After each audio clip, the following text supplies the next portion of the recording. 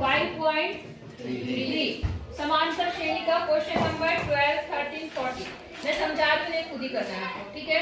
इसमें बोला ऐसे 40 धन पूर्णांकों का योग ज्ञात कीजिए जो 6 से क्या है विभाज्य। प्रथम 40 धन पूर्णांकों का योग जो कितने से विभाज्य है 6 से। मतलब आपको पहली 40 संख्या ऐसी लेनी है जो कितने से कटती होगी 6 से। पहली संख्या कौन सी जो 6 से कटती है 6 ही है बिल्कुल। और दूसरी 12, तीसरी 18, चौथी 24 और ऐसे कितने कितने पदों तक बोलो 40 पदों तक। कहाँ तक 40 पदों तक 40 पदों तक, क्योंकि हमें अब 40 पद कहाँ लेंगे हम, ठीक है ना। तो 40 पदों तक क्या निकालना है योगफल। सिंपल सी बात है, आपको S40 निकालना है, ठीक है। S40 निकालने के लिए आपका जो फॉर्मूला बनेगा S40 = क्या होगा n/2 मतलब 40/2 2a। अब a कितना है a कितना है 6 पहला पद और d कितना है इसमें 6 d भी कितना है 6 है ना, इतना माइनस इतना।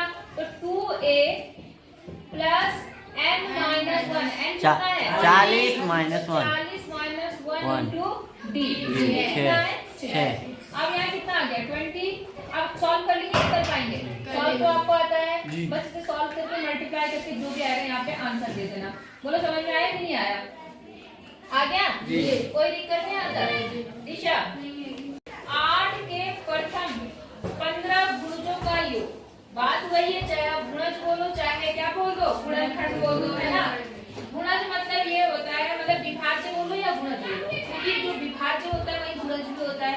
तो 8 के प्रथम कितने गुणज लेने 15 समझ गए। तो पहला 8 से कटने वाला संख्या कौन सी होगी 8 होगी। दूसरी क्या होगी तीसरी 24।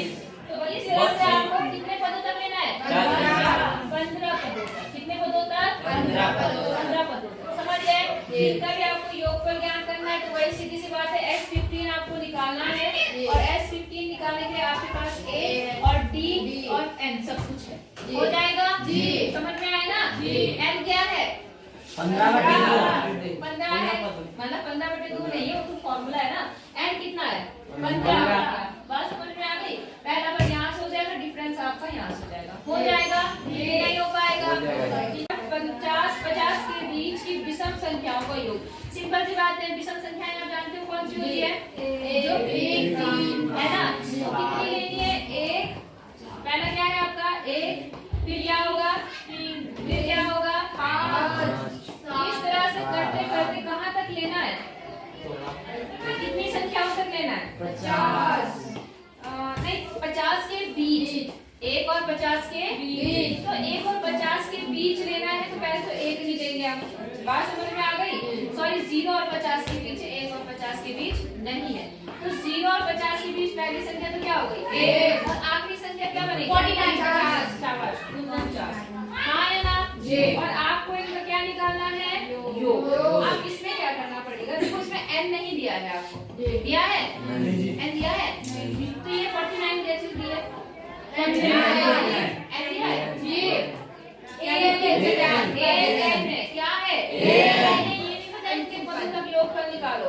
उसमें ये बताया कि ये वाला पद कौन सा है अंतिम पद है, तो ये an है आपके पास। ये कितना है an कितना है 49, a कितना है 1, d कितना है 2।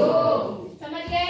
अब पहले आप इसकी हेल्प से क्या निकालेंगे कि कितने पद बन रहे हैं टोटल, बात समझ में आ रही है। तो इसके लिए फॉर्मूला क्या हो जाएगा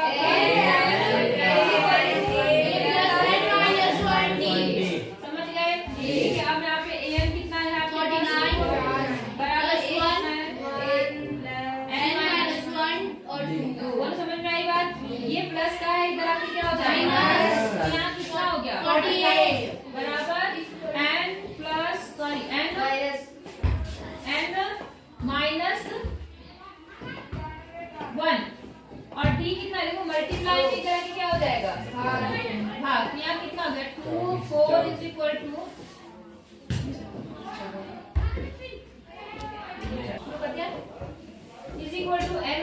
1 1। अब ये माइनस करके क्या होगा टोटल कितने पद हो गए 20। अब 25 पद बन गए यहाँ से यहाँ तक। अब 25 पदों का आपको क्या निकालना है बिल्कुल पिछले वाले सवाल की तरह है। हो जाएगा नहीं हो जाएगा। S25 आपको निकाल तो S25 आप क्या कर लेना निकाल हो जाएंगे। तो आप